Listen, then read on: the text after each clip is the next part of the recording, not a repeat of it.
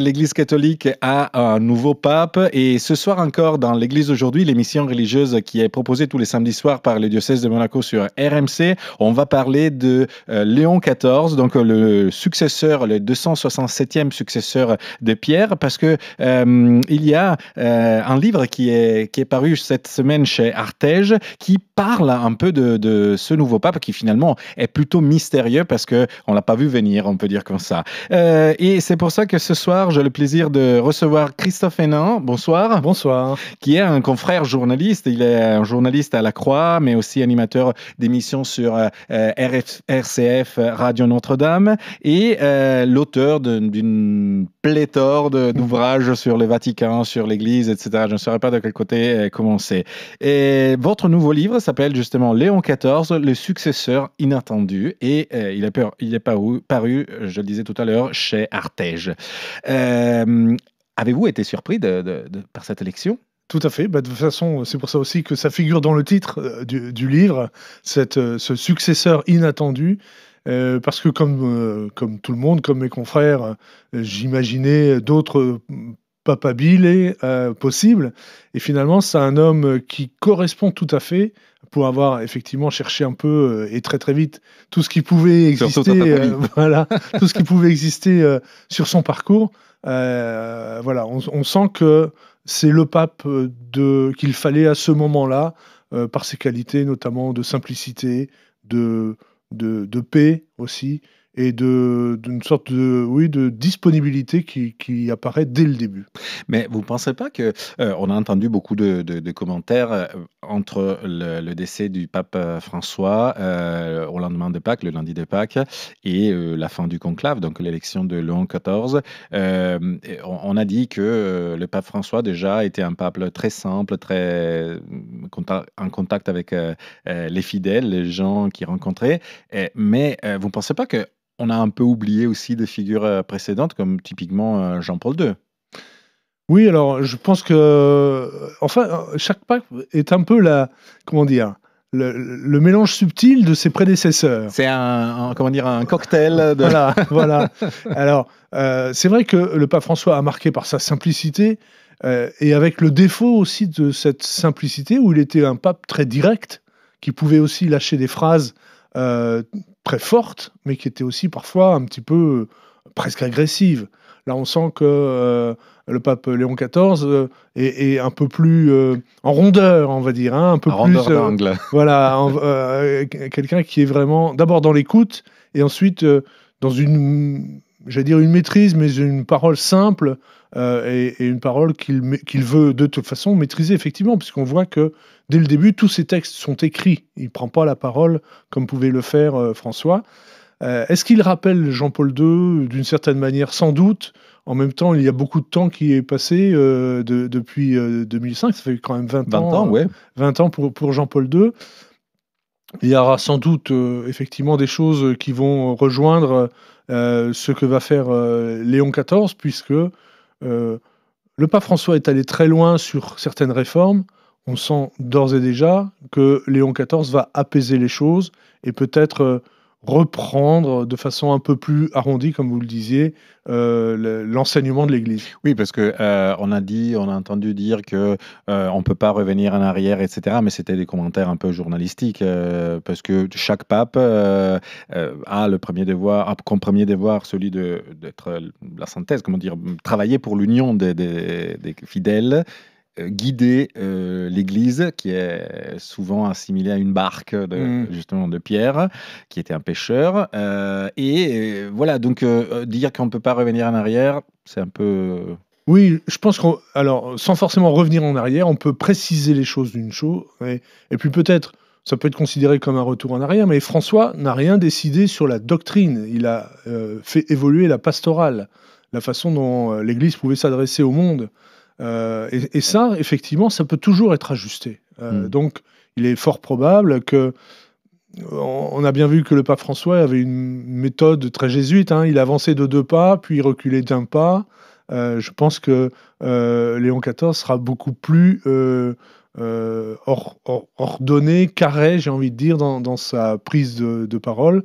Là encore, je reviens à cette simplicité et aussi cette manière de maîtriser sa parole. Et puis, il y a d'autres éléments de surprise, parce que voilà, son nom n'était pas parmi les C'est un nom très plus... français, hein. Voilà, oui, c'est vrai. Et qui a un peu d'origine italienne, d'ailleurs. C'est vrai Il aussi. a beaucoup d'origine un peu partout dans le monde. Voilà, en fait. créole, espagnol. Exactement. Mais bon, alors, il n'était pas. C'était une surprise. C'est une surprise parce que il n'était pas parmi les plus probables des papabilides selon les listes qui avaient été un peu faites dans les rédactions de France et de Navarre et du monde entier en réalité. Il est inattendu et une surprise parce qu'il est américain. Ça, c'est certainement. Des États-Unis, et parce que il est aussi, il appartient à un ordre que. Est-ce qu'il y a eu déjà des papes de cet ordre-là, de Saint-Augustin? Alors, il y a eu des papes qui étaient religieux, effectivement, selon la règle de Saint-Augustin, mais pas de cet ordre précis. Exactement. Hein, qui est né au XIIIe siècle. Donc, effectivement, l'influence de Saint-Augustin sur d'autres papes a existé. Parce que d'ailleurs, voilà. Il est un père de l'Église. Exactement, l'évêque d'Hippone, qui a quand même marqué, effectivement... on ne peut pas passer à côté. Voilà, l'histoire de l'Église. Vous avez raison de souligner qu'il est religieux, parce que là aussi, on le sent bien dès le début, il est élu pape, et il est seul, et en même temps, il a tout de suite dit aux cardinaux, quand il les a rencontrés, « J'aurais besoin de vous. Oui. On va travailler ensemble. » Il y a un côté communautaire. Donc, voilà, il aura, un peu comme dans la vie communautaire des ordres religieux, il y a un chef et il y a toujours un conseil à côté. Et là, il est fort probable, soit le C9 qu'avait créé le pape François avec les cardinaux pour organiser la réforme de la curie, soit une autre forme de communauté ou de petits... de collaboration avec lui.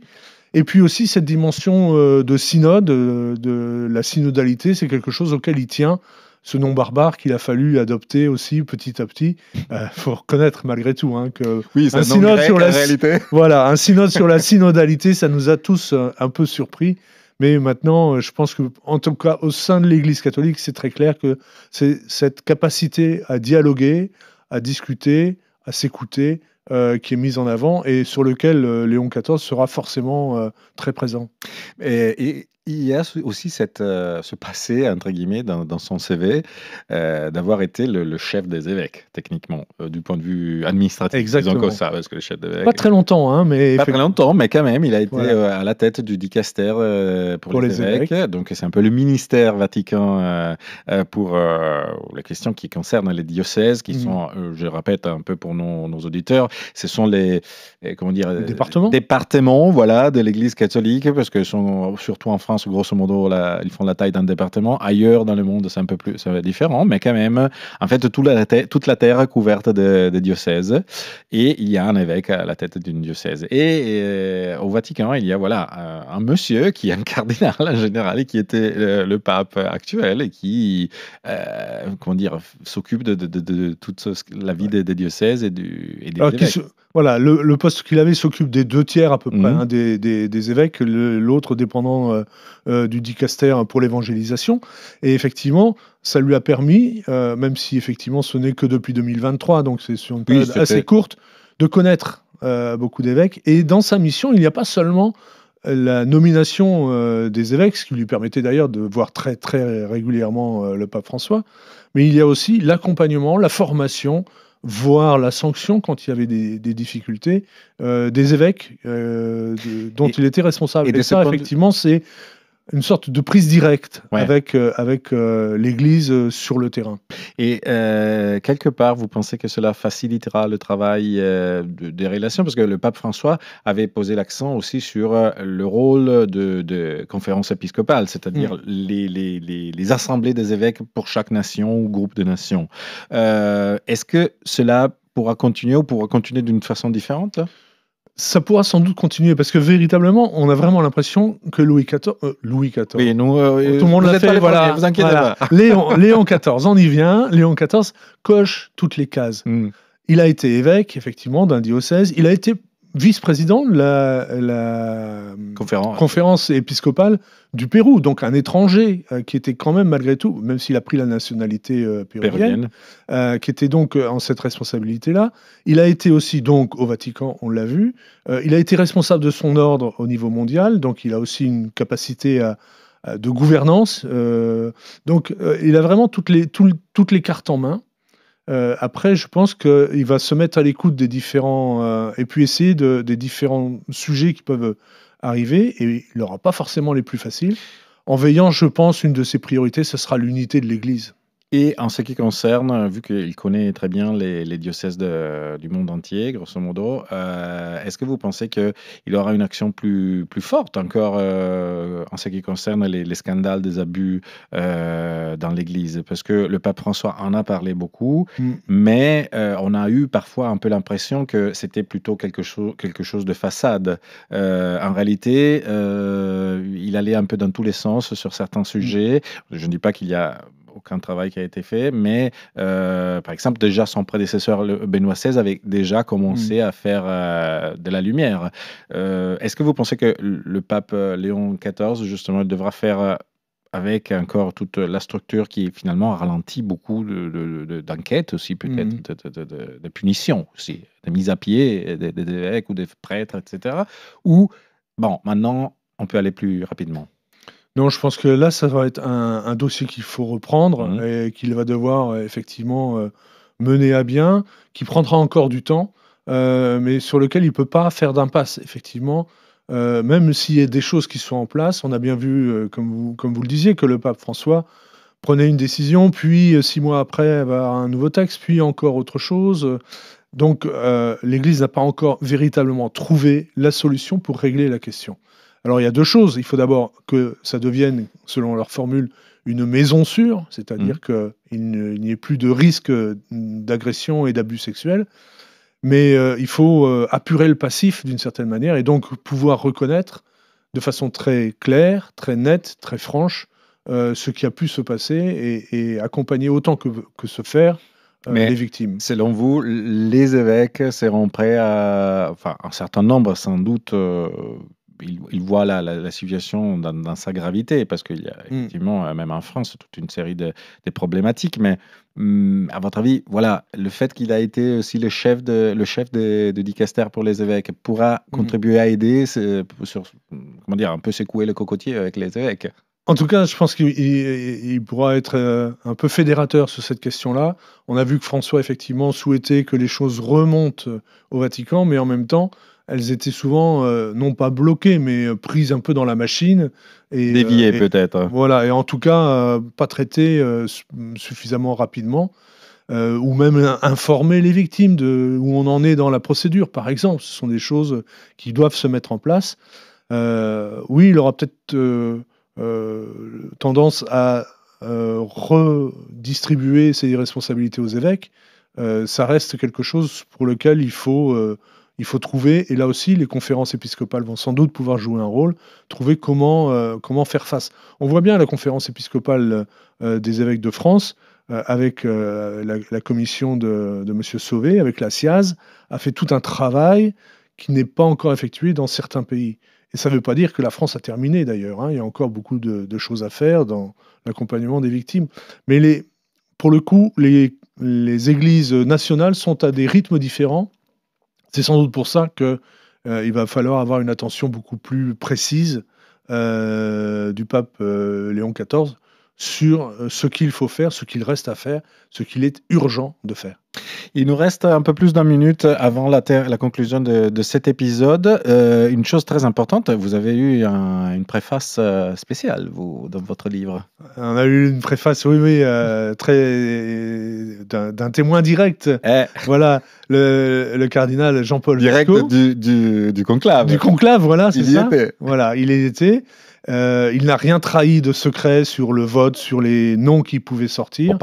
Voilà, sinon il risque d'être sanctionné. Voilà, tout à fait. Mais il a accepté de dire un peu justement quelle était l'ambiance après quelques semaines où les journalistes et les fidèles, tout le monde s'impatientait et lisait dans une boule de cristal pour dire ce qui allait se passer, finalement, dans la préface qu'il a bien voulu signer pour mon livre, le cardinal Vesco explique justement cette disponibilité à l'esprit, on peut le dire comme ça, à l'Esprit Saint, que les cardinaux ont pu montrer durant ce conclave, et aussi cette grande gravité à la fois et sérénité qui était la leur. Merci beaucoup, Christophe Hénan. Vous êtes un journaliste à la Croix et aussi animateur d'émissions sur RCF Radio Notre-Dame. Merci beaucoup parce que vous venez de nous présenter votre dernier livre, Léon XIV, le successeur inattendu, publié chez Artege, justement, quelques jours après l'élection du nouveau pape. Merci à tous nos auditeurs de nous avoir suivis ce soir. Vous pouvez retrouver cet épisode sur le site de RMC, mais aussi sur l'application et aussi sur la chaîne YouTube du diocèse de Monaco que je salue. Je vous souhaite une bonne nuit et que Dieu vous bénisse. Au revoir.